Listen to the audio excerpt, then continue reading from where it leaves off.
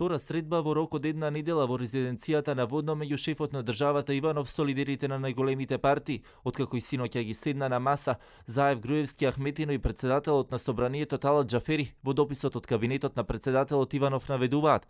Средбата се реализира како резултат на претходно почнатите разговори. Беа разменети мислења за актуелните случувања во Република Македонија и се говореше за решение за излез од моменталната состојба на тензичност во државата, која што предизвикува загриженост кај граѓаните, соопштуваат од кабинетот на Иванов. Оттаму да објаснуваат дека соговорниците се согласиле дека е неопходно истите чинители во општеството да се насочат кон градење консензус за национален диалог во функција на помирување и нормализирање на политичките процеси како основа за продолжување на реформските приоритети на Република Македонија. Дел од учесниците на средбата брифираат дека станало збори за тоа како одземањето на имунитетот на пратениците може да влие на реформската агенда, бидејќи дел од дискутантите навеле дека заминувањето во притвор на пратеничката шесторка може да значи нови тензии во општеството, а со самото тоа да влие кон застој на реформските процеси.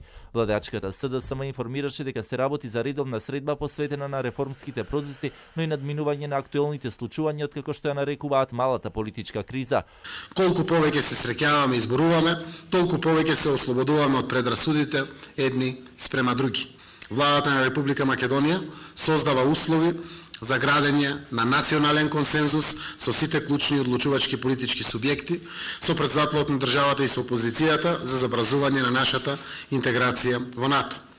Поради тоа и до синоќа до 3 сат трае состаноците на обид да се излезе од една микрокриза која што траеше во државата и се уште трае.